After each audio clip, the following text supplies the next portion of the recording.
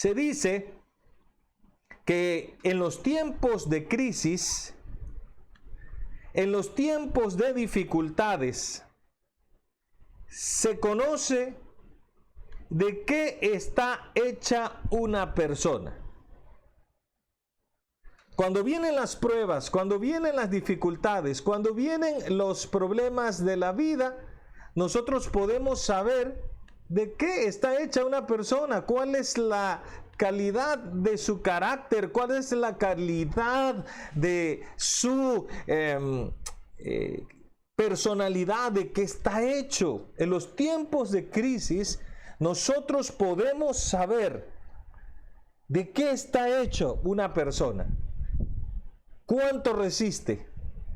Y en la vida y en los momentos como ahora, la pregunta no es cuándo acabará, sino cuánto puedo soportar. Y yo quiero decirte, mi amado Juan Ruiz, Dios te bendiga, que esta prueba, y queridos que nos están siguiendo, que esta prueba que estamos pasando debe producir en nosotros, debe lograr en nosotros un aumento de calidad en nuestra manera de ser. Un aumento en la estructura, sobre todo mental. Y en vez de desmoronarnos, en vez de debilitarnos, en vez de acorralarnos, deshacernos, humillarnos, fragmentarnos, esta prueba que estamos pasando debe lograr en nosotros una gran calidad y una gran resistencia para los tiempos que vendrán. Y es por eso que vale la pena estudiar un tema así. ¿Cómo mejorar? ¿Cómo incrementar? ¿Cómo transformar nuestra manera de ser, nuestros pensamientos y mejorar nuestra resistencia? Porque esta crisis va a probarnos a todos nosotros de qué estamos hechos. Sí, Señor, nos va a mostrar y nos va a probar de qué estamos hechos. Y necesitamos nosotros, con la ayuda de Dios, estar listos, estar preparados, estar capacitados para lograr ser campeones, para lograr ser triunfadores, para lograr ser exitosos. Así que por eso estudiar este tema es de suma importancia y de suma necesidad. ¿De qué estás hecho? Finalmente, dice la palabra de Dios, y este es el pasaje que vamos a iniciar, del cual vamos a basar el estudio de esta noche. Ahí lo tienen, abra su Biblia. Y dice allí, finalmente, hermanos, piensen en todo lo que es verdadero, en todo lo que merece respeto, en todo lo que es justo y bueno. Piensen en todo lo que se reconoce como una virtud, en todo lo que es agradable y merece ser alabado. Hay un llamado aquí, hay una invitación, hay una exhortación. Flora Pérez, Freddy Vargas, Juan Antonio Vázquez. Hay una exhortación, un llamado, una intención a que hagamos un cambio y un mandato. Piensen. ¿Sabe usted, hermano y hermana, amigo y amiga? Tenemos que preguntarnos, ¿en qué piensa la gente en la cuarentena? Hice alguna pequeña investigación para saber algunas estadísticas y también un análisis personal, propio, familiar, para saber, bueno, en qué piensa la gente, en estos tiempos, en qué piensa, cuáles son sus pensamientos, en qué piensa la gente. Y descubrí lo siguiente. El 82% de las personas piensan en el virus y su contagio. ¿De dónde viene? ¿Cómo está avanzando en el mundo? qué hacen las personas, cómo se manifiesta. Y mañana yo voy a pasar un pequeño video sobre esto. ¿Cómo son los nuevos descubrimientos? Pero la gente está pensando en el virus, en cómo devora los pulmones, cómo paraliza los riñones, si va a haber un respirador, si me voy a contagiar, si el virus me va a afectar a mí, si el virus me va a hacer daño a mí. El 57% se pregunta, ¿cómo voy a pasar la cuarentena? ¿Cómo voy a pasar este encierro? No estoy acostumbrado, me tengo que acostumbrar por mi bien. Es bonito cuando se pasa la cuarentena y quizás la casa es amplia y tiene sus comodidades, pero si es solo un departamento, David Velázquez, si la cuarentena solo es un departamentito y el calor que está haciendo, por ejemplo, en Playa del Carmen, señores, que es un calor insoportable, justamente playero, pues, ¿cómo voy a soportar yo esto? ¿Cómo lo voy a pasar? Y están piensa y piensa en eso. ¿Y cuándo va a acabar? ¿Y ahora qué limitaciones hay? ¿Y si me van a traer una despensa? ¿Y cuándo? ¿Y si salgo y me contagio cuando vaya a comprar a la tienda las tortillas o lo que sea? Otros piensan en la comida. ¿Me alcanzará mi comidita? Ya no tengo dinero, Rosy. Ya no tengo sueldo. David, ¿me va a alcanzar para la comida? Otros piensan en el dinero precisamente, o sea, ya no tengo para pagar, me declaro en moratoria, sorry prestamistas, no les voy a devolver nothing, nada, no hay, se acabó, I'm empty, estoy vacío, no tengo más nada. Otros piensan en cómo será el mundo post-COVID-19. ¿Cómo va a ser? ¿Cómo va a ser la vida? Si será que vamos ahora, aprovechando que se saneó, se limpió el mundo, que podamos conservarlo así. Que podamos conservar este mundo así. Otros piensan, bueno, el carácter de las personas se hará más solidario. Los chinos cambiarán de estar haciendo ese revoltijo de comidas o experimentando con virus, todo lo que haya sido. Oiga, muchos se hacen esas preguntas y hay muchos pensamientos de ese tipo, muchos. Pero nosotros tenemos que entender algo. Debemos descubrir, debemos entender, debemos analizar dónde es el lugar o dónde está el lugar correcto donde colocar nuestras mentes.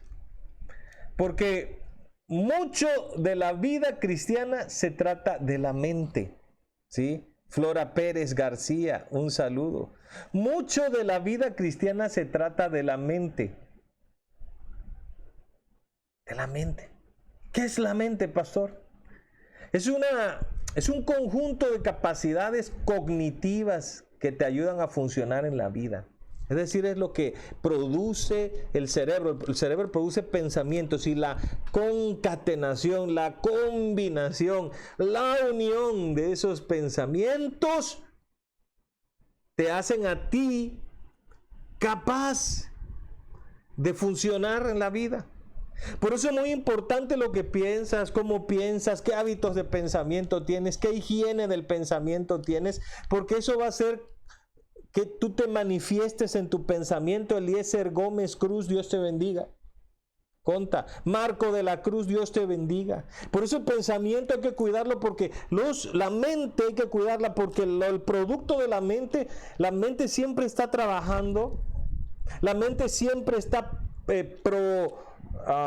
produciendo, procesando los pensamientos, organizándolos. Aparte de las funciones vegetativas, que son funciones, Bartola Valencia, que son funciones de la mente para la respiración y otras cosas automáticas, vamos a decirlo así, vegetativas, es decir, como cuando alguien queda vegetal, sigue respirando y algunas cosas más, pero no procesa aquí. La mente se encarga, el cerebro tiene áreas vegetativas y tiene las áreas del pensamiento, diferentes partes. Por eso es importante que la mente la cuidemos, especialmente en este encierro. ¿Dónde colocar nuestras mentes para que produzcan algo de valor, algo interesante? La mente después de Cristo, la mente después, hay dos tipos de mente y ahora entro al área teológica, al área espiritual. Una es la mente antes de Cristo y otra es la mente después de Cristo.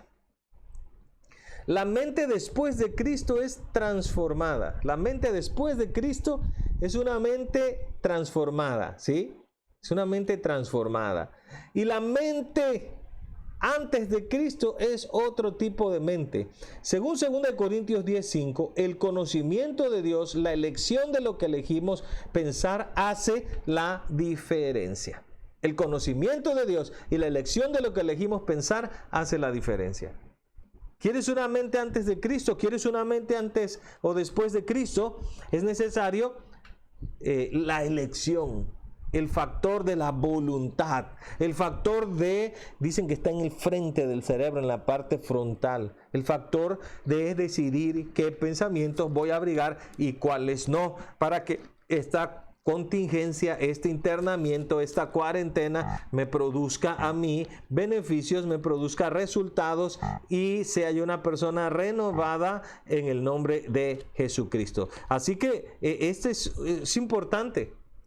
La constitución mental es lo más importante. La constitución mental.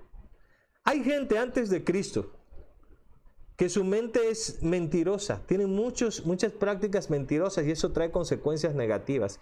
Pero después de Cristo se tornan en gentes que aman la verdad. Antes de Cristo hay mucha falsedad, pero después de Cristo se espera que estemos en lo honesto. Antes de Cristo hay corrupción, pero después de la llegada de Cristo a tu vida hay pureza. Antes de mente hay una conducta aborrecible, pero después de la llegada de Cristo vas siendo una persona amable. Antes de Cristo hay infamia, pero después de Cristo hay buen nombre, prestigio. Antes de Cristo hay vicios, pero después de Cristo hay virtudes. Antes de Cristo hay reprensión y después de Cristo hay alabanzas y felicitaciones. Es decir, tu constitución mental puede ser una constitución mental sin Cristo o con Cristo. Y hace ratito examinábamos el pasaje bíblico que decía, y usted lo vio allí, piensen en todo lo verdadero, en lo que merece respeto, en todo lo justo, en todo lo bueno. Piensen en todo lo que se reconoce como una virtud, en todo lo que es agradable, que merece ser alabado. Piensen en esto, para que tengamos una mente después de encontrarnos con Cristo. Tenemos que decidir pensar en todas esas cosas nobles. Debemos ejercitarnos entonces en la mente y en los pensamientos. ¿Cómo podemos hacer ejercicios mentales? Segunda de Corintios 10, 4 y 5 dice, ni luchamos con las armas de este mundo. Al contrario, usamos el poder de Dios para destruir la fuerza del mal, las acusaciones y el orgullo de quienes quieren impedir que todos conozcan a Dios. Con ese poder hacemos que los pecadores cambien su manera de pensar y obedezcan a Cristo. Déjeme explicarle esto un poquito. Veamos. El cambio de manera de pensar opera a partir de una lucha con poderes superiores a nosotros, llamados fuerzas del mal. Estas fuerzas acusadoras, malignas, quieren impedir que todos conozcan a Dios. Es decir, si tú me preguntas, ¿el mal existe? Yo tengo que decirte, ciertamente el mal existe. Y Jesús mismo en el desierto, cita los evangelios, peleó con el mal cara a cara con las tentaciones, y el trabajo no fue una pelea física, fue una pelea contra asuntos de pensamientos, de teología, fue una batalla hasta de conveniencias políticas. Mira, póstrate ante mí y yo te daré todo esto, porque a mí fue entregado las naciones. Le mostró las naciones y su control que tenía sobre las naciones. Le dijo, póstrate, asunto político, tú eres rey, yo soy rey, póstrate y yo te doy las naciones. Te las cambio porque te postres. Lo que siempre el diablo ha querido, adoración. Lo que siempre ha querido es que lo adoren, lo busquen, se le rindan. Y esa batalla es en el campo de la mente.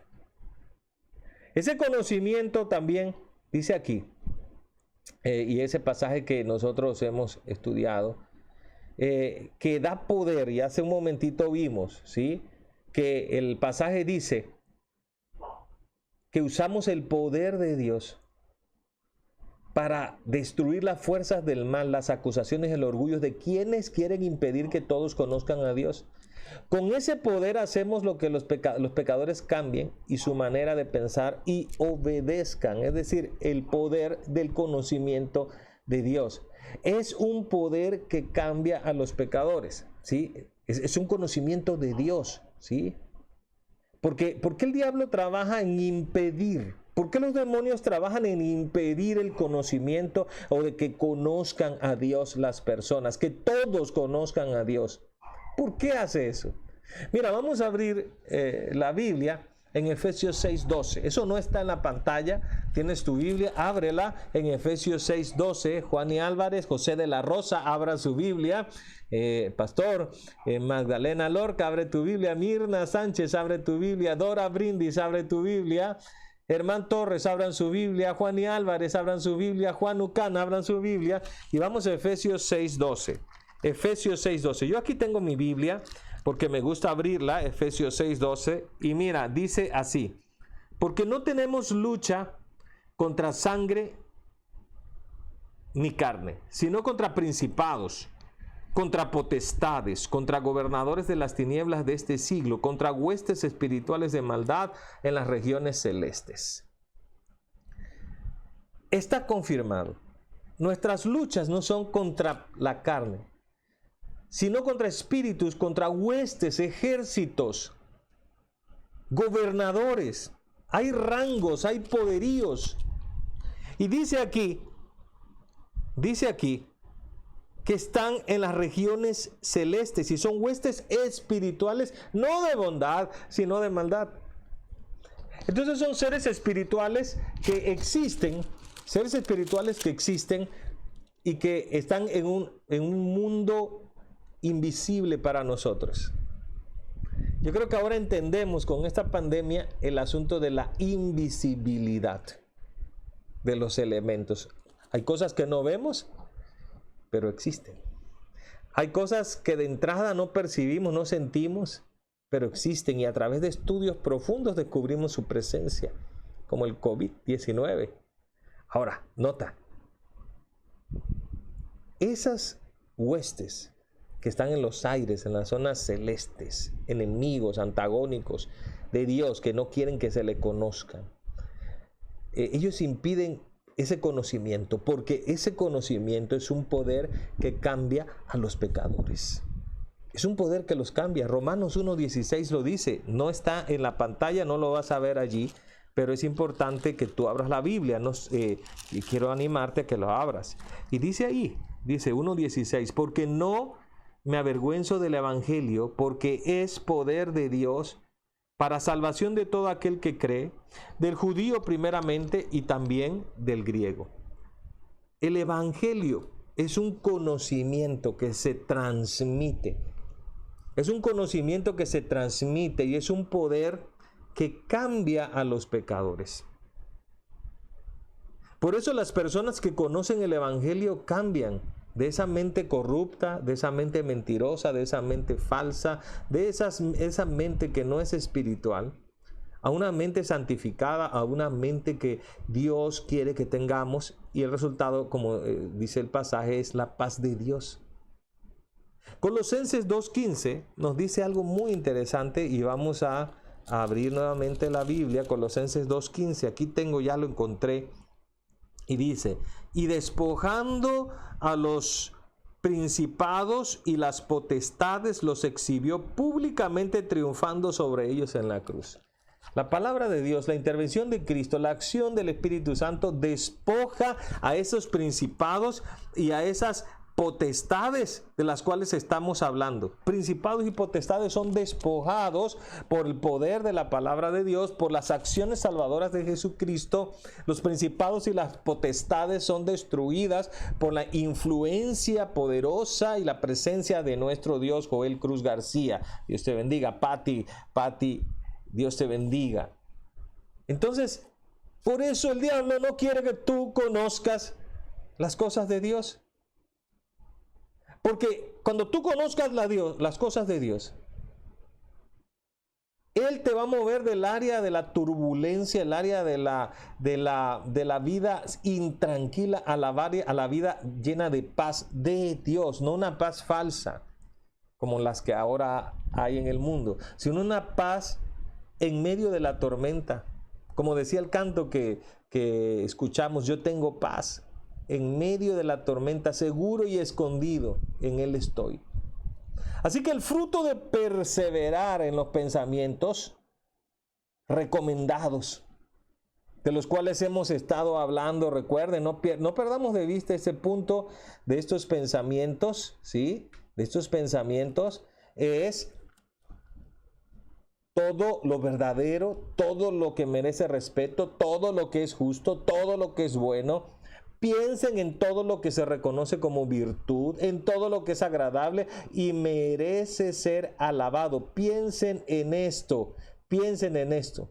Entonces, noten ustedes, es un conocimiento en el cual se dedica el cristiano a pensar, a reflexionar, a analizar, y eso lo cambia, lo transforma, lo hace diferente y logra la paz que no tiene aquel que no tiene este poder, que no ha intervenido en sus pensamientos. No hay un cambio. ¿Cuáles son los frutos o los resultados de las dos mentes de las cuales estamos hablando? La mente antes de Cristo y la mente después de Cristo. ¿Cuáles son esos frutos? ¿Cuáles son? Noten ustedes. Mire, vamos a analizarlos de cerca. Allí está. Vamos a analizarlo. Mas el fruto del Espíritu es, vean, ¿qué cosa es? Caridad, gozo. Hulk Fernández, saludos. Paz, tolerancia, benignidad, bondad, fe, mansedumbre, templanza. Contra tales cosas no hay ley. La ley, tanto moral como la ley cívica, penal, procesal, mercantil y no sé qué otras leyes haya, no soy abogado, pero esas son las que me acuerdo ahorita.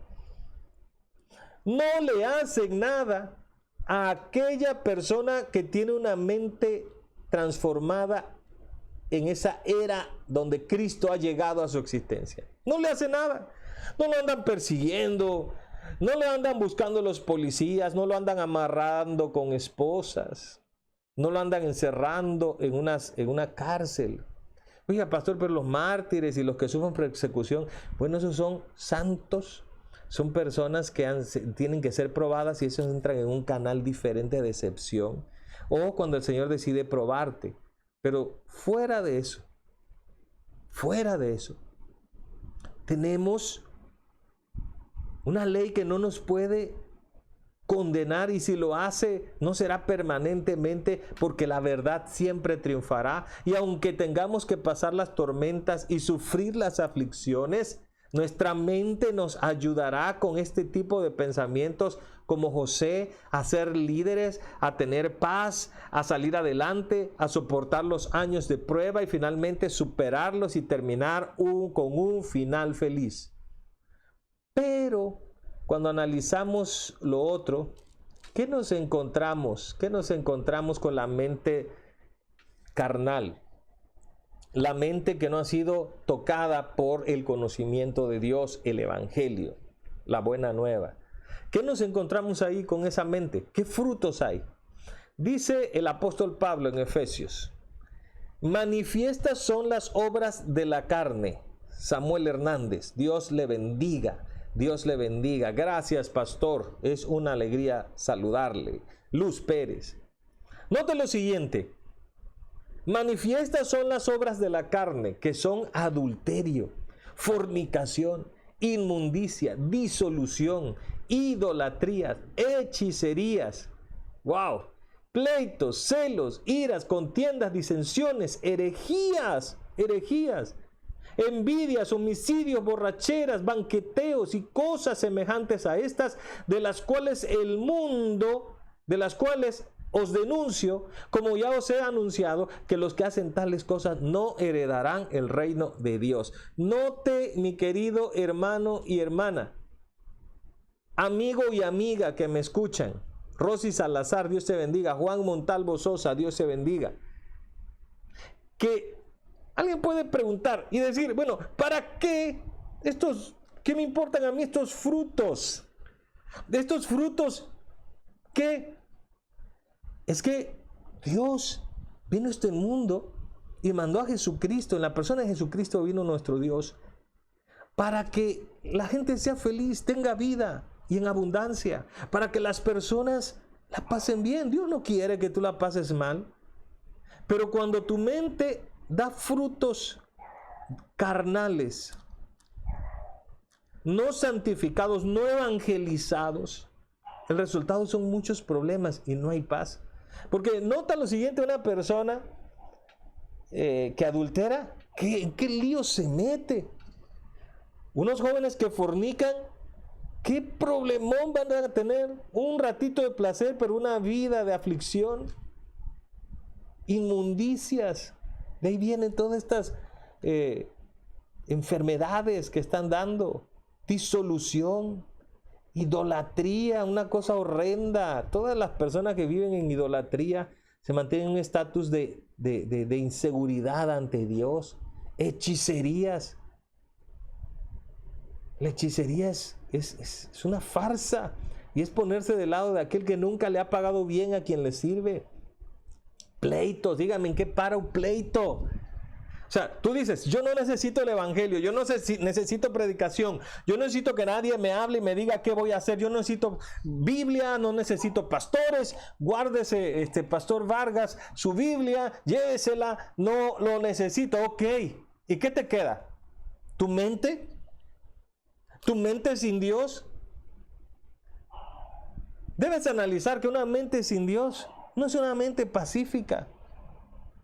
Vienen envidias, homicidios, borracheras. El borracho, ¿cómo termina? Chocando el carro o atropellado, hasta muerto. Y si no tiene carro, tiene una bicicleta y ahí anda dando vuelta y vuelta y vuelta y vuelta, y viene otro y se lo lleva. No quiso llevárselo, pero como estaba alcoholizado ni sintió el golpe. Viene una muerte cerebral, se pudre en vida, se acaba la existencia, porque la mente carnal cae en esas cosas. Y no necesitas ser teólogo, científico, Eliseo Land, Dios te bendiga. No necesitas ser un doctor de la ley para que tú entiendas y veas los resultados que tiene una mente que no está con el conocimiento de Dios. Por eso es muy importante que nosotros cambiemos, que permitamos al evangelio cambiar. Es tiempo de un cambio. Es tiempo para cambiar. Esta pandemia es tiempo para cambiar. Time for change. ¿Es posible cambiar el carácter? Vamos a analizar un poquito esto. Porque algunos dicen, no, yo soy así y ya, así tú me conociste, así soy y así no voy a cambiar nada, yo no cambio. Ni tampoco decirle a otro, tú no vas a cambiar, tú no puedes cambiar, tú eres lo que eres y así te vas a quedar. Nadie cambia. Eso tampoco es cierto. Pero que es difícil el cambio. Requiere un esfuerzo. Si tienes un carácter muy marcado, es posible que a lo largo de tu vida hagas pequeños cambios para deshacerte de pequeñas actitudes que no te gustan de tu carácter. Por lo tanto, podemos moldear un carácter, pero es imposible cambiarlo por completo. Esto haría que dejáramos de ser nosotros y perdiéramos nuestra personalidad, que es casi innata. O sea, cambiarlo por completo, no, pero puedes moldear el carácter. Y el método divino para moldear el carácter es el trabajo del pensamiento. A pesar de ello, que es difícil cambiar, según Joe Dispensa, podemos cambiar por completo nuestra personalidad gracias a la capacidad que tenemos para activar unos genes y desactivar otros. ¿Cómo así? a través del pensamiento y la creación de hábitos que reprograman nuestro cerebro y cambian las sustancias químicas que produce nuestro cerebro y que son las que nos provocan las emociones. A ver, te lo voy a explicar y ponme atención. ¿Cómo se desarrolla nuestro cerebro?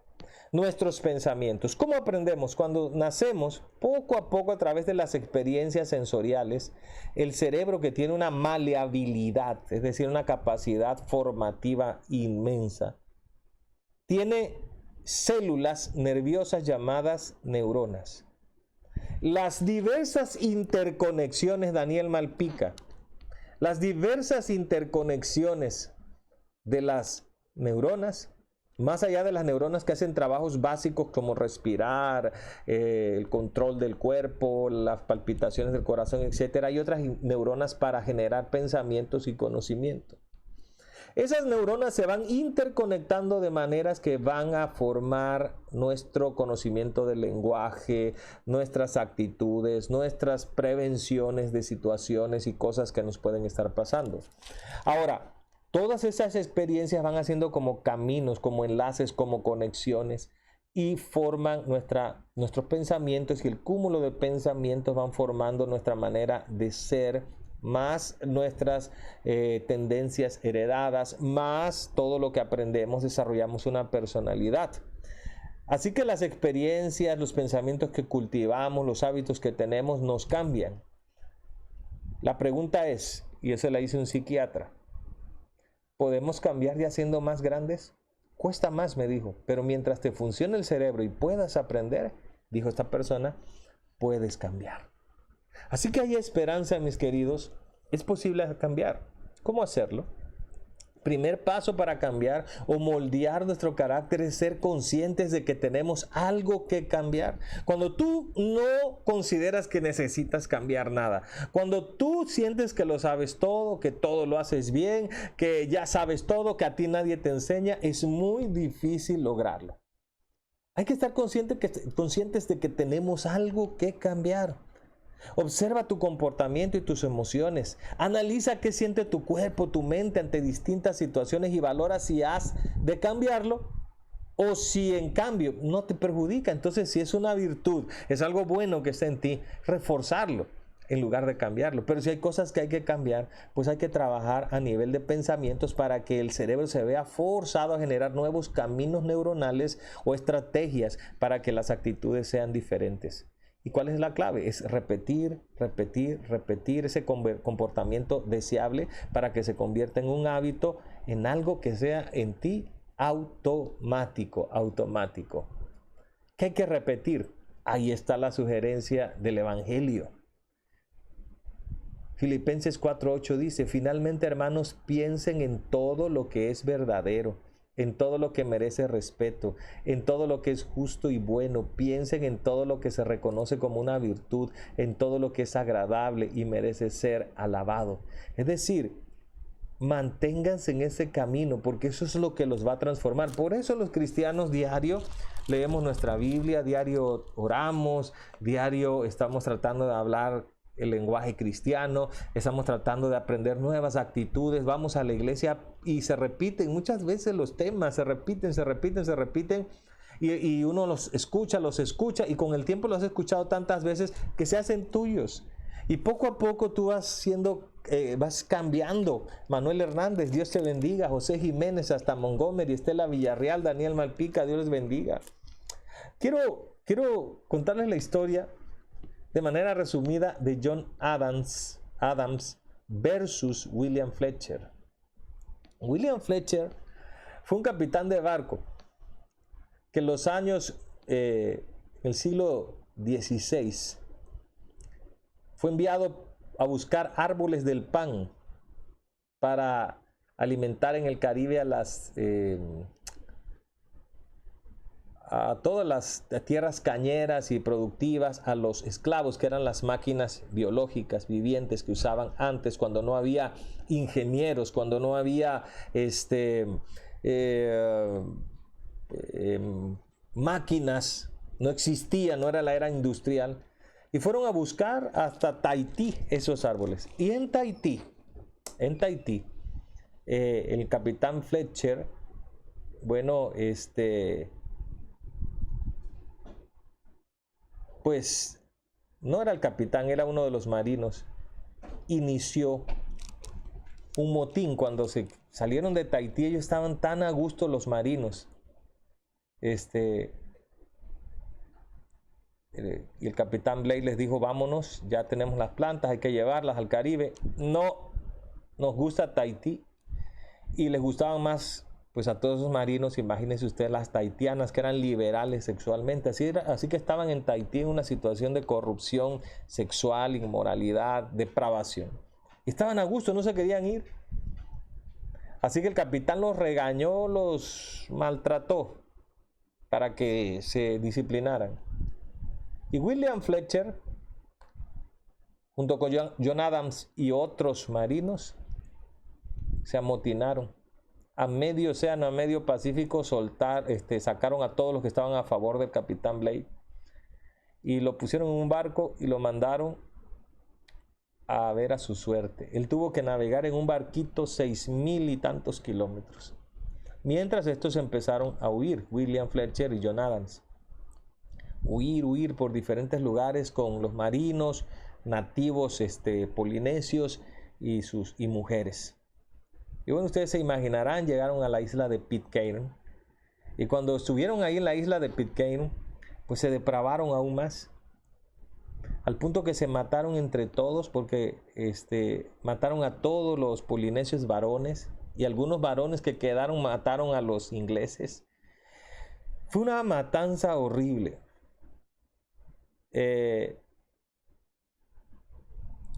Ellos con otros se corrompieron y al final, después de unos 10 años, solo quedaban John Adams, 19 niños y 6 mujeres.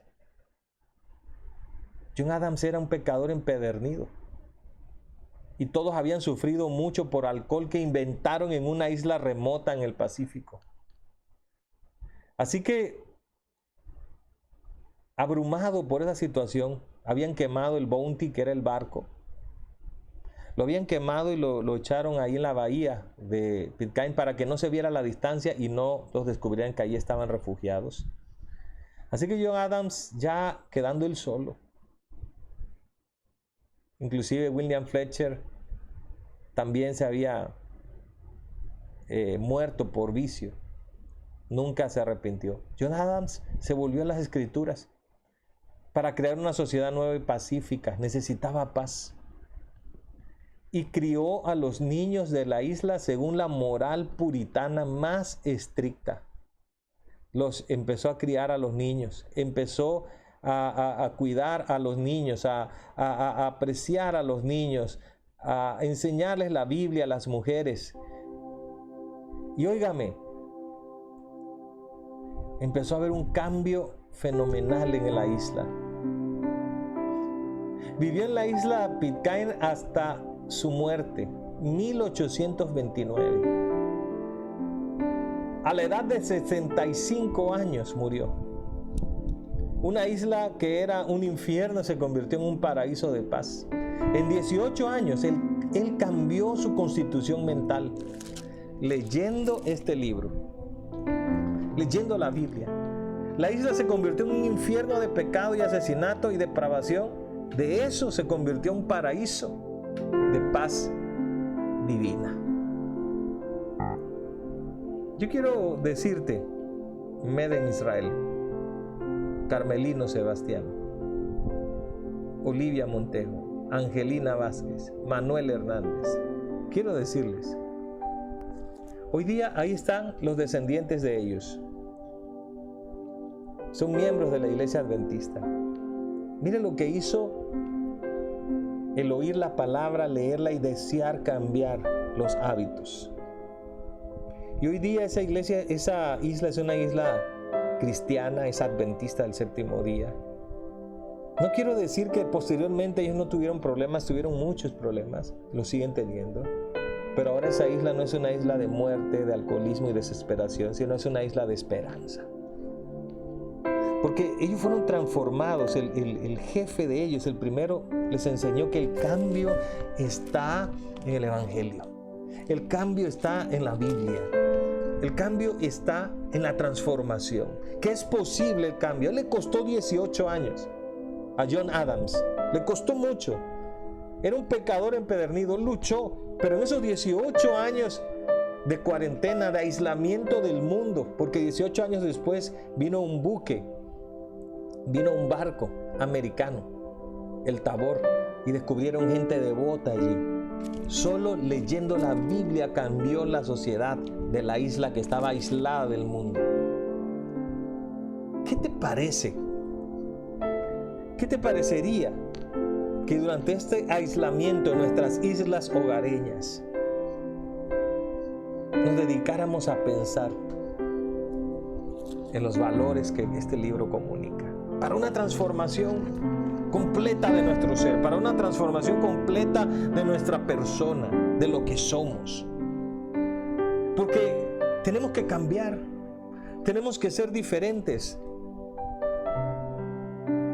¿En qué debería pensar la gente en la cuarentena para crecer en un cambio de conducta? ¿En qué? Ese es un asunto importante.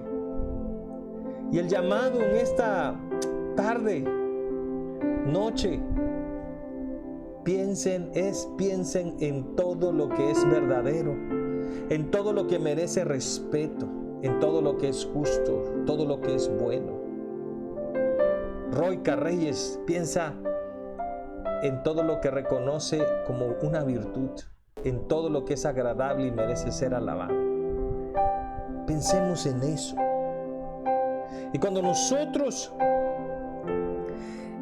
insistamos en pensar, y qué cosa mejor que las enseñanzas del Evangelio en la palabra del Señor que cambia vidas, que es un poder del cual el diablo no quiere que tengamos. Un poder de cambio. El diablo se la pasa matando, robando, destruyendo, acusándonos de día y de noche que no podemos cambiar, que somos pecadores, que somos miserables. Piensa que este libro ha cambiado a millones de personas. Yo he conocido a borrachos que se han vuelto sobrios. He conocido a hombres violentos que han cambiado. He conocido a personas ignorantes que se han hecho intelectuales sabios solo con leer la palabra de Dios. He conocido a personas que eran adictos al alcohol y se han vuelto gente transformada por la palabra del Señor. Richard Ríos. Piensa que puede ser esta cuarentena, tu casa, tu cuarto, un nuevo Pitcairn. Si me están escuchando amigos y amigas que no tienen conocimiento de la palabra del Señor, busquen en internet una Biblia y empiecen a leerlas. Empiecen a leerlas, claro que sí, Pati. Empiecen a leer su Biblia. Empiecen a meditar en ella. No que algunos, cuando vieron que venía más serio el asunto de la cuarentena y que las cervecerías iban a cerrar también, fueron corriendo y hubo desabasto a traer cerveza para tener el refrigerador lleno de cerveza. 40 días, ¿se imagina usted? Es decir, que ese problema mundial, esta crisis mundial, ya no nos va a traer ninguna ventaja. Vamos a salir de nuestras casas siendo las mismas personas con mente depravada. Quiera Dios que no. Quiera Dios que tomemos el ejemplo de John Adams y que cambiemos a nuestra familia, a nuestros hijos a través del estudio de la palabra de Dios. Pastor, no tengo Biblia. Baja una de internet, empieza a leerla ahí. Es que no me da el saldo, no tengo datos. Dile a algún cristiano que esté cerca de ti, algún hermano, hermana, denme una Biblia, ponte a leerla, empieza por los evangelios. Te va a cambiar. Norma Colorado, Dios te bendiga. Dios te bendiga. Necesitamos un cambio de mente para que cuando las cosas se pongan mal, cuando las situaciones se pongan difíciles, porque seguro siempre van a estar viniendo tiempos de crisis y más en estos días finales, ya lo estudiamos en las semanas pasadas. y te preguntes de qué estoy hecho, puedas contestar: estoy hecho de la poderosa palabra de Dios. Estoy hecho de ti, Señor. Mi país es la palabra de Dios. Mi mente está santificada, mi mente está transformada, mi mente está cambiada por tu palabra. Oh, mis queridos, esta noche estamos viendo una oportunidad, pero también un desafío. Una oportunidad para cambiar, una oportunidad para ser diferentes, una oportunidad para llegar a una etapa maravillosa de nuestras vidas. Estamos en una oportunidad de ser regenerados para gloria de Cristo Jesús. Es una oportunidad maravillosa. Por eso vale la pena que nosotros busquemos al Señor. Busquemos al Señor. Reflexionemos en su palabra, llenamos nuestras mentes de Dios. Que el Señor nos pueda transformar, que nos pueda hacer diferentes, especiales, extraordinarios. El Señor tiene un poder para cambiarnos. El Señor tiene poder para transformarnos. Su evangelio es poderoso, su evangelio es maravilloso. Y yo quiero animarte en esta tarde, en esta noche, a que te acerques a Dios como nunca antes en esta cuarentena. José, acércate. Richard, acércate. Roycar, acércate más. Meden, acércate. Carmelino, acércate más a Dios. Olivia, acércate. Angelina, todos acerquémonos más a nuestro Dios en esta cuarentena, en este tiempo difícil. Vamos a cantar este canto.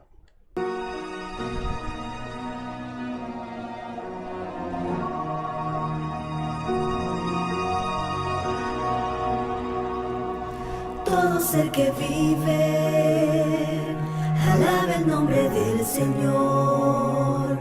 Toda criatura se derrame a sus pies. Tan solo con su voz el universo se creó. No hay otro nombre comparado al gran yo soy.